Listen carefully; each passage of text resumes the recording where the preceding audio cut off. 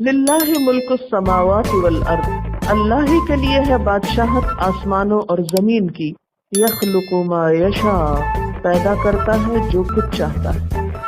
यहबु लिमन यशाउ इनासन व यहबु लिमन यशाउ ज़ुकूर, अता करता है जिसको चाहता है लड़कियां और अता करता है जिसको चाहता है लड़के।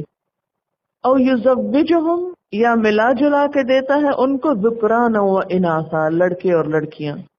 व यजअलु मन यशाउ अकीमा, और कर देता है जिसको चाहता है बांझ, यानी औलाद देता ही नहीं। इन्नहु अलीमुन कदीर, बेशक वो इल्म वाला है, कुदरत वाला है। यहाँ औलाद की नेमत के बारे में अल्लाह ताला का उसूल बता दिया गया है। पहली बात तो ये कि आसमान और जमीन की सारी बादशाहत अल्लाह के पास, सारे फैसलों का मालिक वो है, सारे इख्तियारात उसके पास है। उसने अपने ये इख्तियारात किसी देवी देवता को, किसी बुजुर्ग हस्ती को नहीं दे रखे कि इंसान अगर औलाद न हो या मर्जी की न हो तो उनके पास चला जाए और वो अल्लाह ताला से जबरदस्ती करके किसी तरह औलाद दिलवा देंगे। ये हो ही नहीं सकता। इस कायनात में सिर्फ उसका हुक्म चलता है, उसकी मशीयत और उसकी तदबीर चलती है। जो वो चाहता है वो होता है, जो वो नहीं चाहता वो नहीं होता। कोई दूसरा उसमें दखल अंदाजी नहीं कर सकता, किसी के पास कोई इख्तियार नहीं, कोई उसके इख्तियारात में किसी भी दर्जे में कुछ भी शरीक नहीं। लिल्लाहि मुल्कु समावाति वल अर्द, आसमान हो या जमीन हो, इन सब की असल बादशाही उसके हाथ में है। इसलिए नंबर 1, यहबु लिमन यशाउ इनाथन, वो बख्शता है, वो अता करता है जिसको चाहता है। इनाथन, बेटियां। यहाँ आप देखिए बेटियों की बात पहले की जा रही है, सबसे पहले बेटियों का जिक्र हो रहा है। यहबु लिमन यशाउ इनासन, जिसको चाहता है बेटियां देता है। गोया बेटियों का पैदा होना, बेटियों का जन्म लेना, ये अल्लाह ताला की अपनी मर्जी से होता है। किसी को 1 दे या 7 दे या 9 दे या न दे, ये उसकी अपनी मर्जी है, इसका अपना फैसला है। जैसे रिस्क तकसीम होता है उसकी मर्जी के मुताबिक, ऐसे ही औलाद तकसीम होती है उसकी मर्जी से। तो जिसको चाहता है यानी सिर्फ बेटियां ही दे देता है, बेटा देता ही नहीं। वो यहबु लिमन यशाउ ज़ुकूर, और अता करता है या बख्शता है जिसको चाहता है लड़के या बेटे, उनको बेटी नहीं देता, सिर्फ बेटे ही दे देता है। और युज़व्विजुहुम ज़ुकरानम व इनासा, या जिसको चाहता है बेटियां बेटे मिला के दे देता है, मतलब 2 बेटियां 2 बेटे दे देता है, यानी वो तकसीम फिर उसकी अपनी।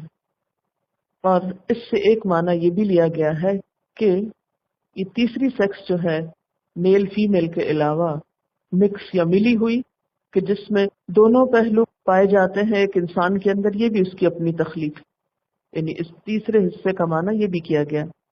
एक तो है ना जिसको चाहता है बेटियां देता है, जिसको चाहता है बेटे देता है, और जिसको चाहता है मिला के देता है बेटियां और बेटे। और इस हिस्से का माना एक क्या किया गया है कि जिसको चाहता है न बेटी देता न बेटा देता है, बल्कि दरमियान की चीज पैदा कर देता है जिसमें दोनों ही औसाफ पाए जाते हैं।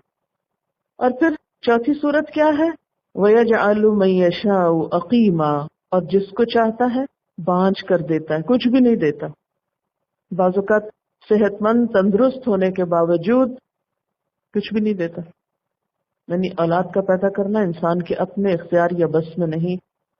और फिर आप देखें कि इलाज के जितने भी तरीके हैं, जब अल्लाह चाहता है तो वो भी कामयाब होते हैं, और जिसके लिए नहीं चाहता वो भी नाकाम हो जाते हैं।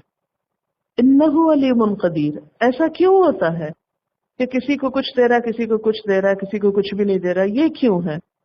इन्नहु अलीमुन कदीर, क्योंकि वो इल्म वाला है, कुदरत वाला है।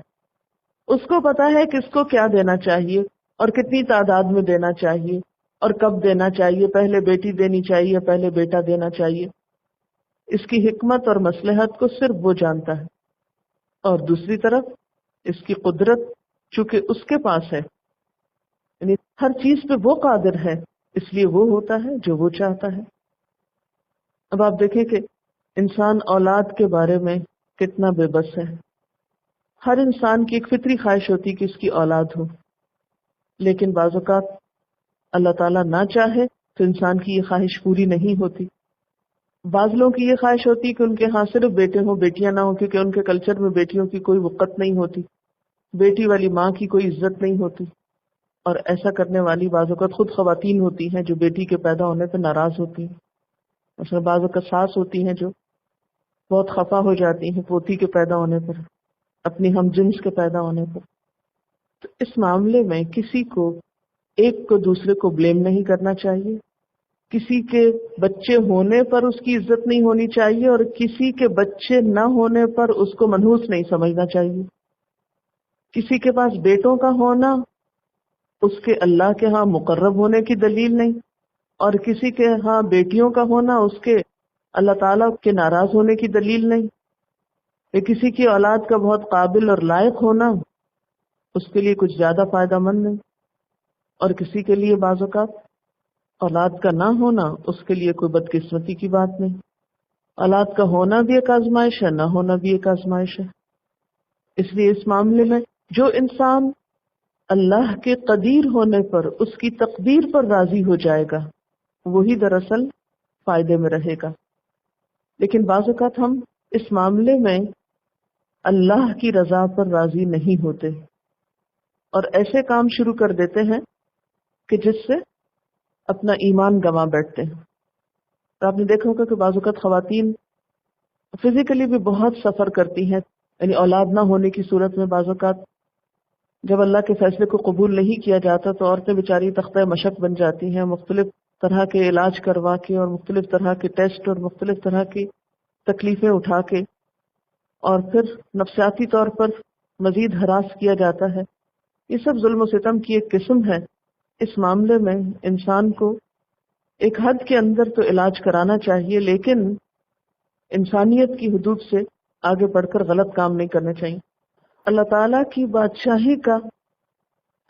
بادشاہی کا ایک کھلا ہوا ثبوت سامنے آتا ہے، اور بادشاہی بھی مطلق، ایبسلیوٹ، جس میں کسی قسم کی کسی کی شراکت داری نہیں، کیونکہ کوئی انسان دنیا میں کتنا بھی بڑا بادشاہ ہو، کتنی بڑی پاور رکھتا ہو، روحانی طور پر بہت طاقتور ہو، ایمانی طور پر یا بہت بڑا ڈاکٹر ہو، کچھ بھی ہو، لیکن وہ انسانوں کی خواہش کے مطابق اولاد نہیں پیدا کر سکتا، اور اس کے ساتھ یہ ہے کہ اصل حکم اللہ ہی کا چلتا ہے۔